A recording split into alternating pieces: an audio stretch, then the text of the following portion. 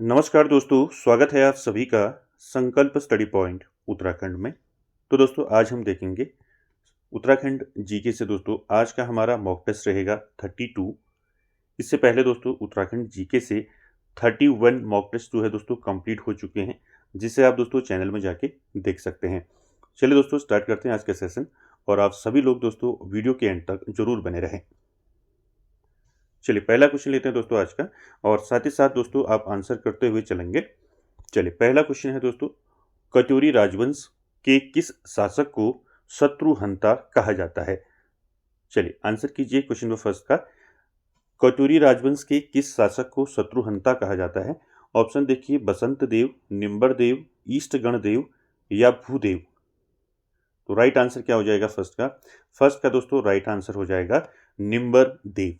ठीक है, B option यहाँ पर आपका राइट हो जाएगा दोस्तों। याद रखेंगे, कटोरी राजवंश के किस शासक को शत्रुहंता कहा जाता है? निम्बर देव को कहा जाता है। ठीक है दोस्तों, कटोरी राजवंश हो गया, चंद वंश हो गए, सारे मैंने आपको करवा रखे हैं, आप डिटेल क्लास जरूर देखें। तो देखिए निम्बर देव की बात करें तो निम्बर देव ने दोस्तों जागेश्वर मंदिर अल्मोड़ा में विमानों का निर्माण कराया था। ठीक है, ये भी आपको याद रखना है, जागेश्वर मंदिर। ठीक है, जागेश्वर मंदिर आपका कहाँ है? ये अल्मोड़ा में है। ठीक है, अल्मोड़ा जनपद में आता है जागेश्वर मंदिर। तो जागेश्वर मंदिर में दोस्तों विमानों का निर्माण किसने किया? अगर आपको पूछा जाता है कि जागेश्वर मंदिर में विमानों का निर्माण किसने किया, तो किसने किया दोस्तों? निम्बर देव ने किया। ठीक है, याद रखेंगे। चलिए अगला क्वेश्चन देखते हैं, क्वेश्चन नंबर 2, और साथ ही साथ दोस्तों आप आंसर करते हुए चलें। क्वेश्चन नंबर 2 का आंसर करेंगे, चंद वंश के किस शासक ने चंपावत में रेशम के कारखाने खोले थे? ऑप्शन देखिए, भीष्मचंद, इंद्रचंद, वीणाचंद, थोहरचंद। क्या रहेगा राइट आंसर क्वेश्चन नंबर 2 का? चंपावत में रेशम के कारखाने किसने खोले थे? तो राइट आंसर हो जाएगा दोस्तों क्वेश्चन नंबर 2 का इंद्रचंद। ठीक है, याद रखेंगे, चंदवंश के शासक हैं इंद्रचंद, जिसने दोस्तों चंपावत में रेशम के कारखाने खोले थे। और इंद्रचंद से आपको याद रखना है, इंद्रचंद ने दोस्तों नेपाल व चीन से व्यापारिक संबंध स्थापित किए थे। ठीक है, मैंने डिटेल क्लास में आपको अच्छे से बताया है, आप जरूर डिटेल क्लास जरूर देखें। चलिए अगला क्वेश्चन देखते हैं, क्वेश्चन नंबर 3, इसका आंसर करेंगे। क्वेश्चन नंबर 3 है दोस्तों, रुद्रचंद ने कब अकबर से भेंट की तथा भेंट स्वरूप कस्तूरी मृग व हिरन की खाल दी? ऑप्शन देखिए, 1530, 1560, 1575 या 1588। क्या हो जाएगा इसका राइट आंसर? रुद्रचंद ने दोस्तों कब अकबर से भेंट की तथा भेंट स्वरूप कस्तूरी मृग व हिरन की खाल दी? तो दोस्तों रुद्रचंद के बारे में मैंने आपको अच्छे से बता रखा है। रुद्रचंद जो है अकबर का समकालीन था दोस्तों, और अकबर ने रुद्रचंद को दिल्ली दरबार बुलाया था। मैंने आपको सारी चीज़ें बता रखी हैं। तो राइट आंसर क्या हो जाएगा, कब भेंट की रुद्रचंद ने अकबर से? तो क्वेश्चन नंबर 3 का राइट आंसर हो जाएगा दोस्तों 1588 ईस्वी में। ठीक है, यहाँ पर डी ऑप्शन राइट हो जाएगा दोस्तों आपका। रुद्रचंद की बात करें दोस्तों, तो रुद्रचंद से आपको कई सारे क्वेश्चन पूछे जा सकते हैं। और रुद्रचंद जो है चंद वंश का 45वां राजा था। ठीक है, चंद वंश का 45वां राजा कौन था आपको पूछा जा सकता है। तो 45वां राजा था रुद्रचंद। ठीक है, किसका समकालीन था ये अकबर का समकालीन था। किसका समकालीन था? अकबर का। ठीक है, ठीक है, अकबर का समकालीन था दोस्तों। साथ ही साथ दोस्तों आपको याद रखना है, रुद्रचंद का सेनापति कौन था, पूछा जा सकता है आपको। रुद्रचंद का सेनापति कौन था? तो रुद्रचंद का सेनापति था दोस्तों, कौन था? मैंने बताया था आपको, सेनापति था कौन था? पुरुषपंत। ठीक है, पुरुषपंत। ठीक है, कौन था? रुद्रचंद का सेनापति पुरुषपंत था दोस्तों। पुरुषपंत को क्या कहा जाता है? मैंने आपको बताया था, पुरुषपंत को कहा जाता है कुमाऊं का रॉबर्ट ब्रूसफुट। ठीक है, क्या कहा जाता है पुरुषपंत को? कुमाऊं का रॉबर्ट ब्रूसफुट कहा जाता है इसको। ठीक है, ये भी आपको पूछा जा सकता है। ठीक है, रॉबर्ट ब्रूसफुट कहा जाता है इसको। रॉबर्ट यहाँ पर लिख देता हूं मैं, ब्रूसफुट। ठीक है, रॉबर्ट रॉबर्ट ब्रूसफुट कहा जाता है। किसको कहा जाता है? पुरुषपंत को कहा जाता है दोस्तों, याद रखेंगे। ये किसका सेनापति था? रुद्रचंद का सेनापति था। प्रमुख रचनाओं की बात करें दोस्तों रुद्रचंद की, यहाँ से क्वेश्चन पूछा जाता है। तो रुद्रचंद की कुछ रचनाएं हैं दोस्तों जो आपको याद रखनी है। तो रुद्रचंद की जो प्रमुख रचना है दोस्तों वो है धर्म निर्णय। ठीक है, क्या है? धर्म धर्म निर्णय रचना किसने की है? धर्म निर्णय ये रुद्रचंद ने की है। साथ ही साथ दोस्तों इसका एक और है ययाति चरित्रम, मैंने बताया था आपको। ठीक है, ययाति चरित्रम। ययाति चरित्रम किसकी रचना है? तो ये है आपका रुद्रचंद की। ठीक है, साथ ही साथ दोस्तों उषा रागोदय है। ठीक है, उषा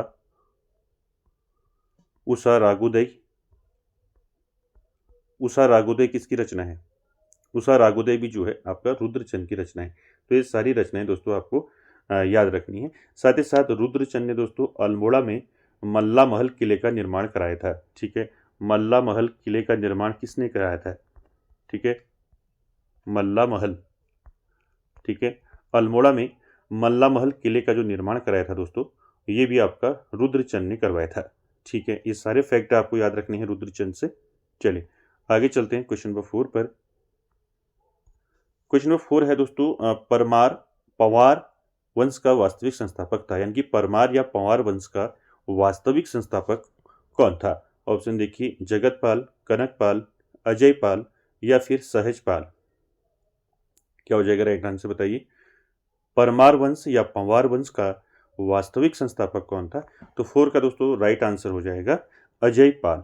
ठीक है, सी ऑप्शन यहाँ पर आपका राइट हो जाएगा दोस्तों क्वेश्चन नंबर 4 का। ठीक है, बात करें दोस्तों अजयपाल की, तो अजयपाल का जो शासन रहा दोस्तों वो कब से कब तक रहा, ये आपको याद रखना है। तो अजयपाल का जो शासन रहा वो रहा 1490 से लेके आपका 1519 तक। ठीक है, किसका शासन रहा? अजयपाल का शासन रहा दोस्तों।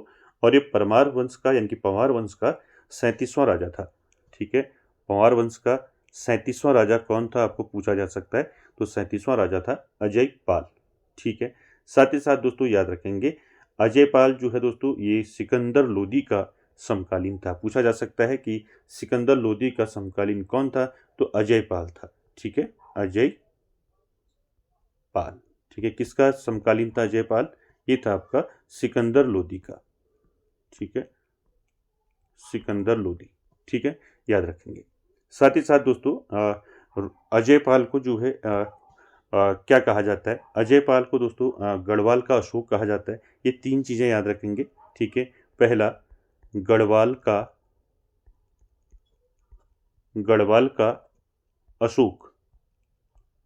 ठीक है, आपको पूछा जा सकता है कि गढ़वाल का अशोक किसे कहा जाता है? तो गढ़वाल का अशोक किसे कहा जाता है? अजयपाल को कहा जाता है। ठीक है, साथ ही साथ दोस्तों गढ़वाल का नेपोलियन। ठीक है, नेपोलियन। ठीक है, गढ़वाल का नेपोलियन किसको कहा जाता है? तो गढ़वाल का नेपोलियन भी अजयपाल को कहा जाता है, याद रखेंगे। साथ ही साथ दोस्तों अजयपाल को जो है गढ़वाल का बिस्मार्क भी कहा जाता है। ठीक है, बिस्मार्क। तो ये 3 चीज़ें आपको याद रखनी है। गढ़वाल का अशोक किसको कहा जाता है? अजयपाल को। गढ़वाल का नेपोलियन किसको कहा जाता है? अजयपाल को। और गढ़वाल का बिस्मार्क किसको कहा जाता है? अजयपाल को। ये सारे फैक्टर आपको याद रखने हैं दोस्तों। साथ ही साथ मैंने बताया था आपको एक युद्ध बताया था, बधानगढ़ का युद्ध। ठीक है, तो बधानगढ़ का युद्ध कब हुआ था दोस्तों और किसके बीच हुआ था? तो याद रखेंगे दोस्तों बधानगढ़ का जो युद्ध हुआ था वो हुआ था अजयपाल व कीर्तिचंद के बीच। ठीक है, इसको भी साथ ही साथ आप नोट करते हुए चले। अजयपाल, ठीक है, अजयपाल की बात हो रही है तो यहाँ पर एक युद्ध आप जरूर याद रखें, बधानगढ़ का युद्ध। ठीक है, बधानगढ़। तो बधानगढ़ का युद्ध दोस्तों कब हुआ था ये भी याद रखेंगे। बधानगढ़ का युद्ध हुआ था 1491 में। ठीक है, कब हुआ था? बधानगढ़ का युद्ध कब हुआ था? 1491 में हुआ था। किसके बीच हुआ था बधानगढ़ का युद्ध अगर आपको पूछा जाता है तो याद रखेंगे अजयपाल। ठीक है, अजयपाल और किसके बीच हुआ था? अजयपाल और कीर्तिचंद। ठीक है, कीर्तिचंद। तो सारे फैक्टर आपको दोस्तों अजयपाल से याद रखने। ठीक है, तो बधानगढ़ का युद्ध कब हुआ था? 1491 में हुआ था। किसके बीच हुआ था? अजयपाल और कीर्तिचंद के मध्य हुआ था। लेकिन बाद में दोनों के बीच संधि हो गई थी। ठीक है, ये मैंने आपको अच्छे से बता रखा है।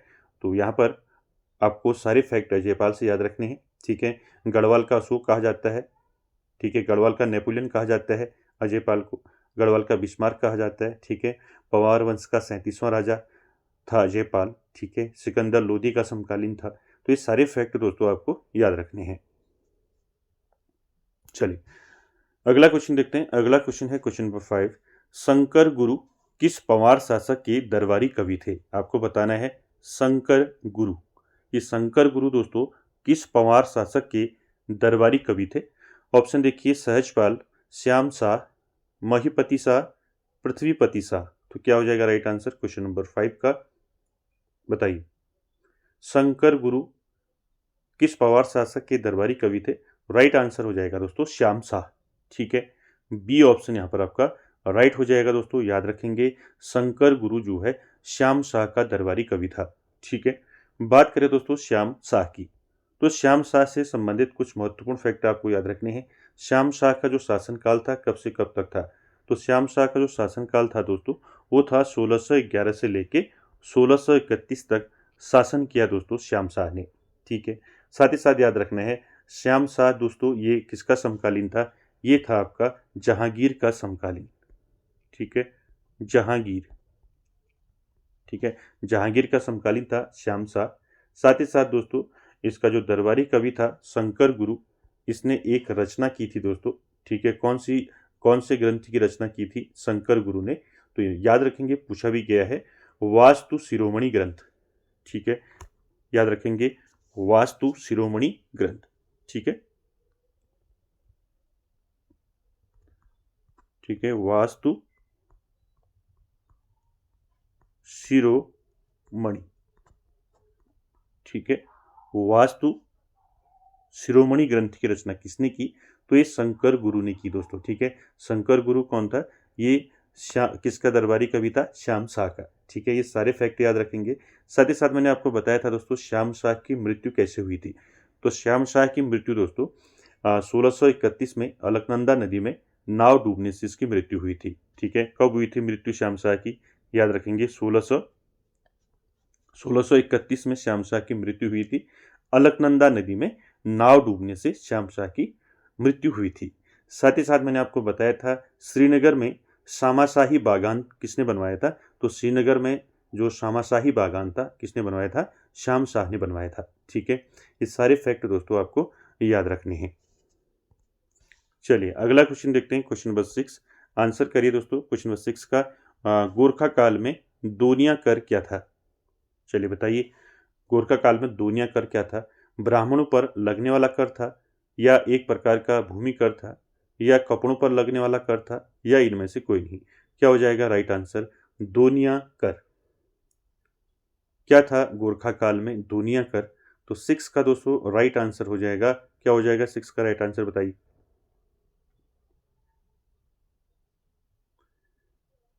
तो यहाँ पर 6 का राइट आंसर हो जाएगा दोस्तों इनमें से कोई नहीं।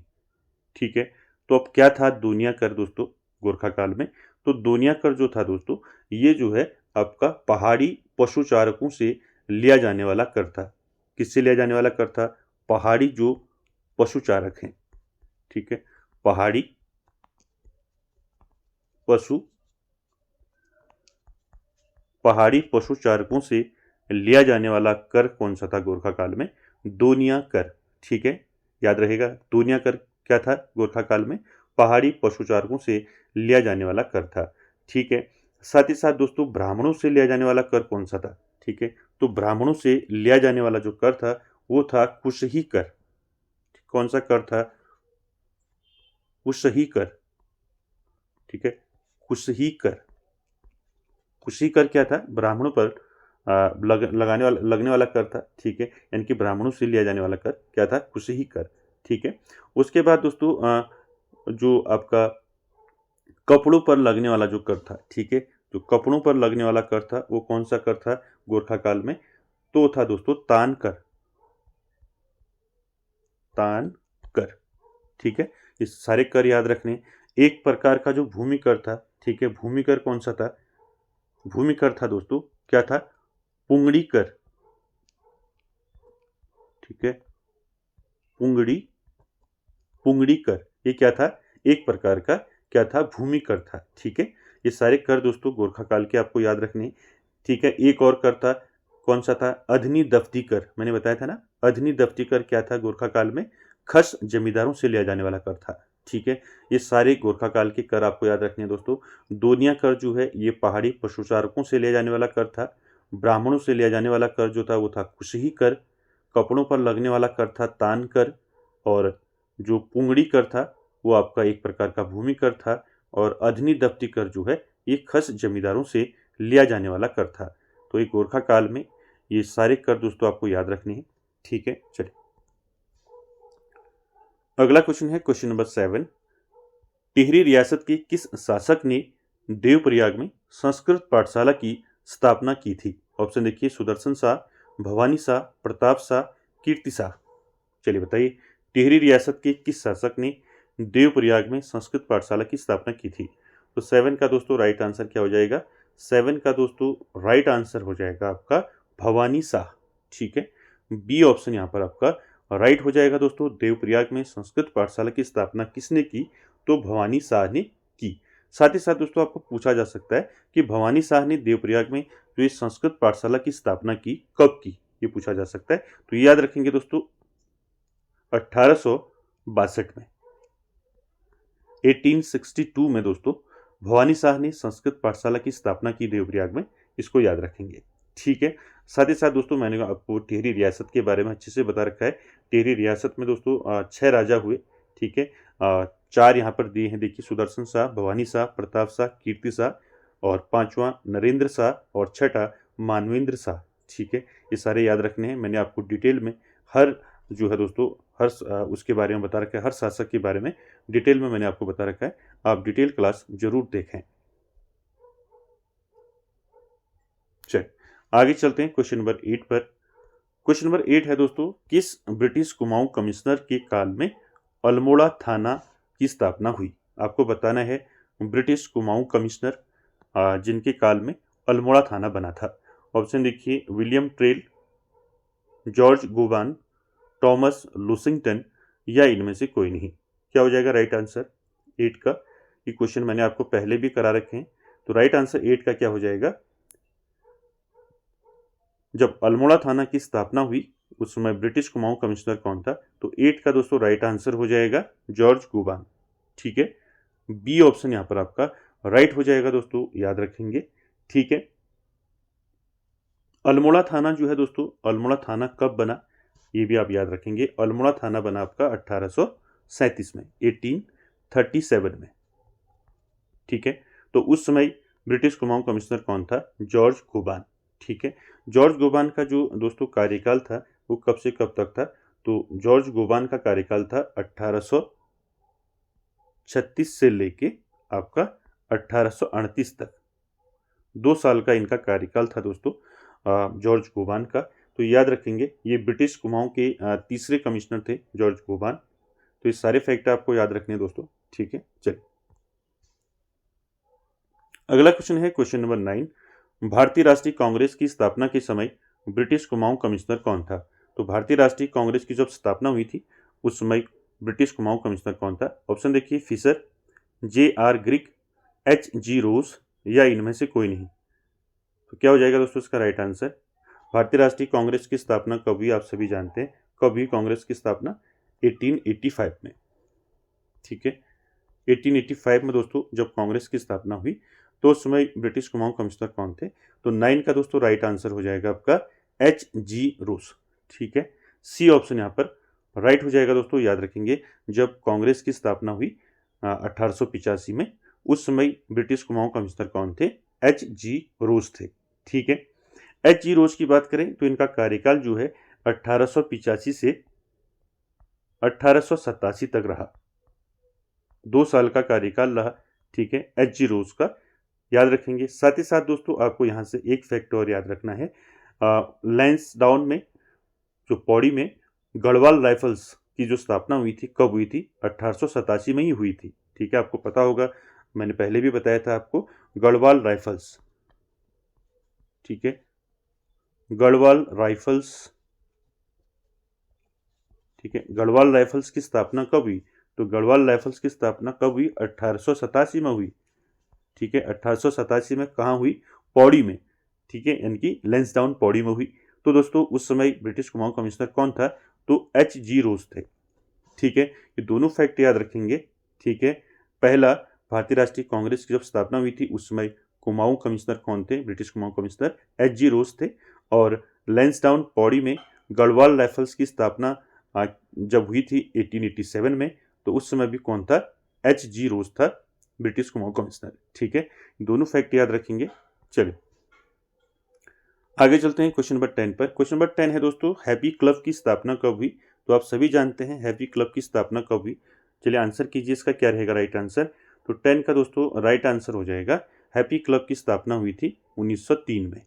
ठीक है, तो बी ऑप्शन यहाँ पर राइट हो जाएगा दोस्तों। ठीक है, कहाँ हुई अगर पूछा जाता है तो हैप्पी क्लब की स्थापना 1903 में कहाँ हुई? अल्मोड़ा में। ठीक है, कहाँ हुई? अल्मोड़ा में स्थापना हुई दोस्तों हैप्पी क्लब की। और गोविंद वल्लभ पंत एवं हरगोविंद पंत के प्रयासों से हैप्पी क्लब की स्थापना हुई दोस्तों। ठीक है, इसका मुख्य उद्देश्य क्या था दोस्तों? इसका मुख्य उद्देश्य था हैप्पी क्लब का नवयुवकों में राजनीतिक चेतना का संचार करना था। ठीक है, चलिए आगे चलते हैं क्वेश्चन नंबर 11 पर। चलिए क्वेश्चन नंबर 11 देखिए दोस्तों। क्वेश्चन नंबर 11 है, निम्न में से कौन कुमाऊं परिषद का सदस्य नहीं था? इनमें से कौन जो है दोस्तों कुमाऊं परिषद का सदस्य नहीं था, वो बताना है। ऑप्शन देखिए, बद्रीदत्त पांडे, हरगोविंद पंत, विक्टर मोहन जोशी, मोहन जोशी। तो क्या हो जाएगा दोस्तों राइट आंसर? बताइए, कुमाऊं परिषद का इनमें से कौन सदस्य नहीं था? तो 11 का दोस्तों राइट आंसर हो जाएगा विक्टर मोहन जोशी। ठीक है, सी ऑप्शन आपका राइट हो जाएगा दोस्तों। विक्टर मोहन जोशी जो है ये कुमाऊं परिषद के सदस्य नहीं थे। ठीक है, बाकी आपके बद्रीदत्त पांडे थे, हरगोविंद पंत थे, मोहन जोशी थे। ठीक है, साथ ही साथ मैंने आपको बताया था लक्ष्मी दत्त शास्त्री थे। ठीक है, लक्ष्मी दत्त शास्त्री, नाम याद रखें, कोई भी पूछा जा सकता है। लक्ष्मी दत्त शास्त्री, लक्ष्मी दत्त शास्त्री हो गया। ठीक है, साथ ही साथ आपको याद रखना है इंद्रलाल शाह। ठीक है, इंद्रलाल शाह, ये भी जो है कुमाऊं परिषद के सदस्य थे। इंद्रलाल शाह, प्रेम वल्लभ पांडे हो गया। ठीक है, और ये सारे जो हैं आपके क्या थे? ये कुमाऊं परिषद के सदस्य थे। ठीक है, क्लियर हो गया। तो यहाँ पर सी ऑप्शन राइट हो जाएगा, क्योंकि यहाँ पर पूछा गया है सदस्य नहीं था, तो विक्टर मोहन जोशी राइट आंसर हो जाएगा। साथ ही साथ दोस्तों आपको यहाँ पर कुमाऊं परिषद से संबंधित क्वेश्चन कई बार पूछे जाते हैं। तो कुमाऊं परिषद दोस्तों इसका जो गठन हुआ, ठीक है, गठन की बात करें तो इसका गठन कब हुआ पूछा जा सकता है। कुमाऊं परिषद का जो गठन हुआ दोस्तों वो हुआ 30 सितंबर 1916 में। कब हुआ? 30 सितंबर 1916 में कुमाऊं परिषद का गठन हुआ दोस्तों। कहाँ हुआ कुमाऊं परिषद का गठन, ये भी याद रखेंगे, नैनीताल में कुमाऊं परिषद का गठन हुआ। ठीक है, नैनीताल में। ठीक है, साथ ही साथ दोस्तों आपको याद रखना है, ठीक है, कुमाऊं परिषद के अधिवेशन पूछे जाते हैं। ठीक है, कुमाऊं परिषद के अधिवेशन कितने हुए? ठीक है, और साथ ही साथ अधिवेशन कौन सा अधिवेशन कहाँ हुआ, यहाँ से क्वेश्चन हमेशा पूछा जाता है। ठीक है, तो याद रखेंगे कुमाऊं परिषद के दोस्तों 6 अधिवेशन हुए। ठीक है, इसको नोट कर लें। गठन कब हुआ? 30 सितंबर 1916 को नैनीताल में कुमाऊं परिषद का गठन हुआ। ठीक है, बात करें दोस्तों कुमाऊं परिषद के अधिवेशनों की, तो कुमाऊं परिषद के दोस्तों 6 अधिवेशन हुए। कितने हुए? 6 अधिवेशन। ठीक है, पहला अधिवेशन जो हुआ, मैं शॉर्ट में बता रहा हूँ आपको, पहला अधिवेशन कब हुआ? 1917 में। ठीक है, 1917 में पहला अधिवेशन हुआ। कहाँ हुआ दोस्तों पहला अधिवेशन? ये आपका अल्मोड़ा में हुआ पहला अधिवेशन। ठीक है, कुमाऊं परिषद का पहला अधिवेशन कहाँ हुआ? अल्मोड़ा में हुआ दोस्तों। ठीक है, अध्यक्ष कौन थे? जयदत्त जोशी। कौन थे? जयदत्त जोशी। ठीक है, जयदत्त जोशी। क्लियर है। दूसरा अधिवेशन जो है कुमाऊं परिषद का कब हुआ? दूसरा अधिवेशन हुआ 1918 में। ठीक है, 1918 में दूसरा अधिवेशन हुआ कुमाऊं परिषद का। कहाँ हुआ? हल्द्वानी में हुआ। ठीक है, शॉर्ट में लिख रहा हूं मैं, हल्द्वानी में हुआ। ठीक है, अध्यक्ष कौन थे? तारादत्त गैरोला। ठीक है, तारादत्त गैरोला। ठीक है, नोट भी करते रहे आप, तारादत्त गैरोला। तीसरा जो कुमाऊं परिषद का अधिवेशन हुआ वो कब हुआ? 1919 में तीसरा अधिवेशन हुआ कुमाऊं परिषद का। ठीक है, याद करने के लिए भी आपका ठीक है 17, 18, 19, 20, ये 4 अधिवेशन आपने याद रखने हैं पहले। ठीक है, 6 अधिवेशन टोटल हुए। तो तीसरा अधिवेशन 1919 में कहाँ हुआ? कोटद्वार में। कहाँ हुआ? कोटद्वार में हुआ। ठीक है, अध्यक्षता किसने की? अध्यक्षता की बद्रीदत्त जोशी ने। ठीक है, बद्रीदत्त जोशी। ठीक है, ये तीसरा जो अधिवेशन था दोस्तों कुमाऊं परिषद का, ये एकमात्र अधिवेशन था जो गढ़वाल में हुआ था। ठीक है, 1919 में तीसरा जो अधिवेशन हुआ था कोटद्वार में, यह एकमात्र अधिवेशन था जो गढ़वाल में हुआ था। बाकी सारे अधिवेशन आपके कुमाऊं में हुए थे। ठीक है, ये 3 अधिवेशन याद रखें, 1917, 18 और 1919। चौथा अधिवेशन जो हुआ दोस्तों कब हुआ? कुमाऊं परिषद का चौथा जो अधिवेशन हुआ कब हुआ? 1920 में। ठीक है, चौथा अधिवेशन कुमाऊं परिषद का 1920 में हुआ दोस्तों, सॉरी 1920 में हुआ दोस्तों। और कहाँ हुआ? काशीपुर में।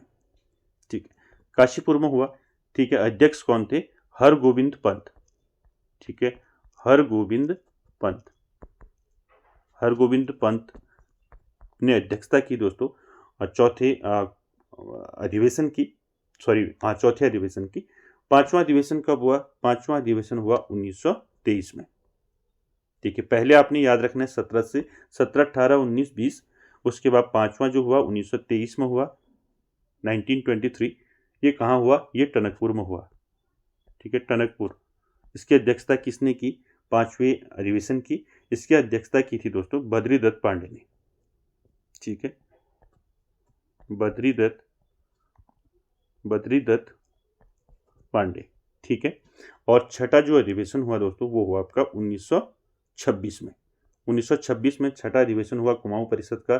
कहाँ हुआ? गनियातोली रानीखेत। ठीक है, गनियातोली रानीखेत में छठा अधिवेशन हुआ कुमाऊं परिषद का। ठीक है, जिसकी अध्यक्षता किसने की? जिसकी अध्यक्षता की बैरिस्टर मुकुंदी लाल ने। ठीक है, और 1926 में कुमाऊं परिषद का कांग्रेस में फिर विलय हो जाता है। ठीक है, तो दोस्तों कुमाऊं परिषद के ये सारे अधिवेशन आपको याद रखने हैं। ठीक है, मैं फिर एक बार आपको बता देता हूँ। कुमाऊं परिषद का पहला अधिवेशन 1917 में अल्मोड़ा में हुआ, अध्यक्ष थे जयदत्त जोशी। कुमाऊं परिषद का दूसरा अधिवेशन कब हुआ? 1918 में हुआ। कहाँ हुआ? हल्द्वानी में हुआ, अध्यक्ष कौन थे? तारादत्त गैरोला। तीसरा अधिवेशन हुआ 1919 में। कहाँ हुआ? कोटद्वार में, अध्यक्ष थे बद्रीदत्त जोशी। चौथा अधिवेशन हुआ कुमाऊं परिषद का 1920 में, काशीपुर में, अध्यक्ष थे हरगोविंद पंत। पांचवा अधिवेशन हुआ 1923 में, टनकपुर में, अध्यक्ष थे बद्रीदत्त पांडे।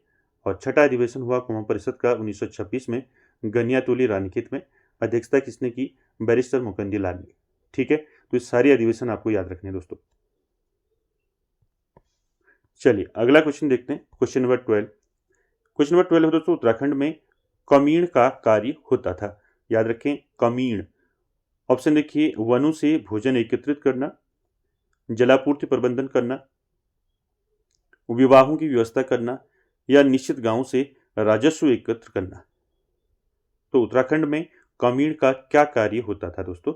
तो 12 का दोस्तों राइट आंसर हो जाएगा, क्या हो जाएगा? निश्चित गांवों से राजस्व एकत्र करना, यानी कि जो थोकदार जिसको आप कह सकते हैं। तो डी ऑप्शन यहाँ पर राइट हो जाएगा दोस्तों। ठीक है, निश्चित गांवों से राजस्व एकत्र करना एक कमीण का कार्य था। ठीक है, चलिए आगे चलते हैं क्वेश्चन नंबर 13 पर। क्वेश्चन नंबर 13 है दोस्तों, उत्तराखंड में वीरचंद सिंह गढ़वाली पर्यटन स्वरोजगार योजना कब प्रारंभ की गई? तो ये रिपीटेड क्वेश्चन है दोस्तों, कई बार आ चुका है। तो 13 का राइट आंसर क्या हो जाएगा? राइट आंसर हो जाएगा जून 2002 में दोस्तों ये योजना स्टार्ट हुई। वीरचंद सिंह गढ़वाली पर्यटन स्वरोजगार योजना कब हुई? जून 2002 में। ठीक है, चलिए आगे चलते हैं क्वेश्चन नंबर 14 पर। क्वेश्चन नंबर 14 है दोस्तों, निम्न में कौन सा जनपद आंतरिक जनपद के अंतर्गत आता है? ये भी आपका रिपीटेड क्वेश्चन है, क्या हो जाएगा बताइए? आंतरिक जनपद मैंने आपको बताए थे, आंतरिक जिले 2 कुमाऊं में, 2 गढ़वाल में मैंने आपको बताए थे। तो कौन सा इनमें से आंतरिक जनपद के अंतर्गत आता है? देहरादून नहीं आता है। ठीक है, पौड़ी भी नहीं आता है। ठीक है, और नैनीताल आपका नहीं आता है, नैनीताल भी। ठीक है, टिहरी आता है। ठीक है, तो यहाँ पर सी ऑप्शन राइट हो जाएगा दोस्तों। ठीक है, बात करें दोस्तों आंतरिक जिलों की, तो आंतरिक जिले जो हैं दोस्तों वो 4 हैं। ठीक है, पूछा जाएगा आपको जो आंतरिक जनपद या आंतरिक जिले हैं 4 हैं। कौन कौन से हैं आप याद रखेंगे इसको। गढ़वाल की बात करें तो गढ़वाल में 2 हैं। ठीक है, गढ़वाल में कितने हैं, 2 हैं। पहला है आपका गढ़वाल में रुद्रप्रयाग। ठीक है, रुद्रप्रयाग हो गया पहला, दूसरा हो गया टिहरी। ठीक है, ये 2 आंतरिक जिले हैं आपके गढ़वाल में। और कुमाऊं में जो 2 आंतरिक जिले हैं कौन से हैं, कुमाऊं में है आपका अल्मोड़ा और बागेश्वर। ठीक है, पहला अल्मोड़ा, दूसरा आपका बागेश्वर, दूसरा क्या है बागेश्वर। तो ये 4 आंतरिक जिले याद रखेंगे। 2 गढ़वाल में है आपका रुद्रप्रयाग और टिहरी। ठीक है, और यहाँ पर कुमाऊं में अल्मोड़ा और बागेश्वर। ठीक है, चलिए आगे चलते हैं क्वेश्चन नंबर 15 पर। क्वेश्चन नंबर 15 है दोस्तों, गढ़वाल के कितने जिले कुमाऊं से लगते हैं। आपको बताना है गढ़वाल के कितने जिले कुमाऊं से लगते हैं। 2, 3, 4, 5। क्या हो जाएगा राइट आंसर 15 का। तो गढ़वाल के कितने जिले लगते हैं कुमाऊं से, 2 जिले लगते हैं। ठीक है, तो यहाँ पर ए ऑप्शन राइट हो जाएगा। तो गढ़वाल के कितने जिले कुमाऊं से लगते हैं अगर आपको पूछा जाता है तो 2 जिले लगते हैं दोस्तों। ठीक है, कौन कौन से 2 जिले लगते हैं, चमोली और पौड़ी गढ़वाल। ठीक है, चमोली और पौड़ी। ठीक है, चमोली और पौड़ी गढ़वाल। तो याद रखेंगे गढ़वाल के कितने जिले कुमाऊं से लगते हैं, 2 जिले लगते हैं, एक चमोली लगता है और एक पौड़ी गढ़वाल लगता है। ठीक है, साथ ही साथ एक क्वेश्चन यहाँ पर पूछा जाता है कुमाऊं के कितने जिले गढ़वाल से लगते हैं। तो यहाँ पर यहीं पर आपको नोट कर लेना है, कुमाऊं के 4 जिले लगते हैं। ठीक है, कुमाऊं के 4 जिले जो हैं गढ़वाल से लगते हैं। कौन कौन से हैं, अल्मोड़ा। ठीक है, अल्मोड़ा हो गया। ठीक है, बागेश्वर हो गया, अल्मोड़ा बागेश्वर। ठीक है, पिथौरागढ़। ठीक है, पिथौरागढ़। ठीक है, और नैनीताल। ठीक है, नैनीताल। तो ये 4 आपको याद रखने हैं। ठीक है, गढ़वाल के 2 जिले कुमाऊं से लगते हैं, चमोली और पौड़ी गढ़वाल। और कुमाऊं के 4 जिले गढ़वाल से लगते हैं, अल्मोड़ा, बागेश्वर, पिथौरागढ़, नैनीताल। ठीक है, चलिए आगे चलते हैं क्वेश्चन नंबर 16 पर।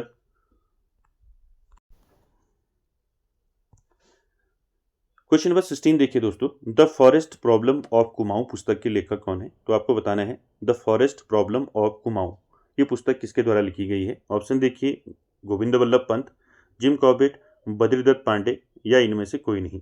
क्या हो जाएगा 16 का right answer. The forest problem of Kumaon पुस्तक के लेखक हैं दोस्तों गोविंद वल्लभ पंत। ठीक है, ए ऑप्शन यहाँ पर आपका राइट हो जाएगा दोस्तों। ठीक है, चलिए आगे चलते हैं क्वेश्चन नंबर 17 पर। क्वेश्चन नंबर 17 है दोस्तों, संविधान के किस अनुच्छेद के तहत राज्यपाल मुख्यमंत्री की नियुक्ति करता है। चलिए बताइए कौन सा अनुच्छेद है जिसके तहत राज्यपाल मुख्यमंत्री की नियुक्ति करता है। अनुच्छेद 160, 162, 164, 166। क्या हो जाएगा राइट आंसर क्वेश्चन नंबर 17 का। तो 17 का दोस्तों राइट आंसर हो जाएगा अनुच्छेद 164। ठीक है, 164। सी ऑप्शन यहाँ पर राइट हो जाएगा दोस्तों। किस अनुच्छेद के तहत राज्यपाल मुख्यमंत्री की नियुक्ति करता है, तो अनुच्छेद 164 के तहत। ठीक है, अगर यहाँ पर क्वेश्चन आपको पूछा जाता है कि मुख्यमंत्री दोस्तों किस अनुसूची के तहत राज्यपाल मुख्यमंत्री को शपथ दिलाता है, अनुच्छेद तो आपका ठीक हो गया। ठीक है, 164। अगर आपको पूछा जाता है अनुसूची, ठीक है, अनुसूची, तो अनुसूची याद रखेंगे, अनुसूची संख्या 3। ठीक है, क्वेश्चन पूछा जा सकता है आपको किस अनुसूची के तहत राज्यपाल मुख्यमंत्री को शपथ दिलाता है, तो याद रखेंगे अनुसूची 3 के तहत दिलाता है। ठीक है, ये दोनों फैक्ट आपको याद रखने हैं। ठीक है,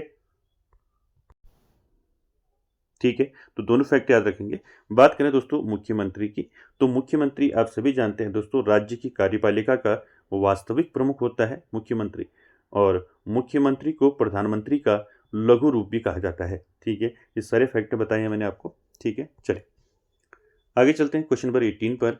18 है दोस्तों, किंगडम ऑफ नेपाल नामक पुस्तक किसने लिखी है।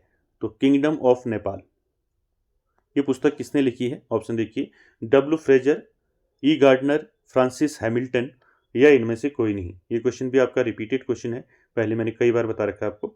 तो किंगडम ऑफ नेपाल नामक पुस्तक लिखी है दोस्तों फ्रांसिस हैमिल्टन ने। ठीक है, तो यहाँ पर सी ऑप्शन राइट हो जाएगा, फ्रांसिस हैमिल्टन ने लिखा है किंगडम ऑफ नेपाल। ठीक है, साथ ही साथ याद रखेंगे किंगडम ऑफ नेपाल जो एक पुस्तक है दोस्तों, इसमें थोहर चंद के बारे में जानकारी मिलती है। किसके बारे में मिलती है? थोहर चंद, थोहर चंद। ठीक है, सीधे पूछा जा सकता है आपको थोहर चंद के बारे में जानकारी किस पुस्तक में मिलती है? तो किंगडम ऑफ नेपाल नामक पुस्तक में मिलती है। किसके द्वारा लिखी गई है? फ्रांसिस हैमिल्टन के द्वारा। चलिए क्वेश्चन नंबर 19 देखिए। क्वेश्चन नंबर 19 है दोस्तों, प्रख्यात गढ़वाली रचना भूमियाल के रचनाकार कौन है? ऑप्शन देखिए, प्रोफेसर एल शर्मा, लक्ष्मी प्रसाद पेनुली, अबोध बंधु बहुगुणा। तो क्या होगा इसका राइट आंसर? मैंने आपको पहले भी बताया था, प्रख्यात गढ़वाली रचना है दोस्तों भूमियाल। तो भूमियाल के रचनाकार हैं तो कौन है? भूमियाल के रचनाकार हैं अबोध बंधु बहुगुणा। ठीक है, यहां पर सी ऑप्शन आपका राइट हो जाएगा। ठीक है, चलिए अगला क्वेश्चन है दोस्तों, क्वेश्चन नंबर 20 और आज का आखिरी क्वेश्चन। चंदकाल में नदी के पुलों पर लगने वाला कर था। आपको बताना है चंदकाल में नदी के पुलों पर लगने वाला कर कौन सा था? ऑप्शन देखिए, राखिया कर, बैकर कर, जूलिया कर या इनमें से कोई नहीं। तो क्या हो जाएगा 20 का राइट आंसर? 20 का राइट आंसर हो जाएगा दोस्तों, नदी के पुलों पर लगने वाला कर था जूलिया कर।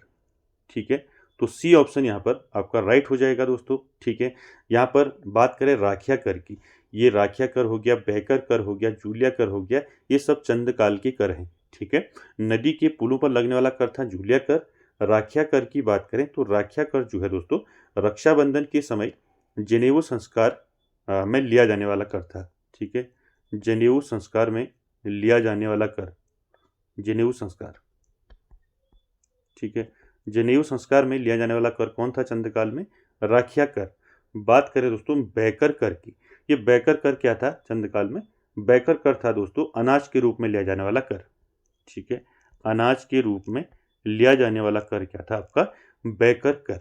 ठीक है, ये सारे कर दोस्तों आपको याद रखने हैं चंद्रकाल में, गोरखा काल में। ठीक है, तो दोस्तों आज का सेशन यहीं तक।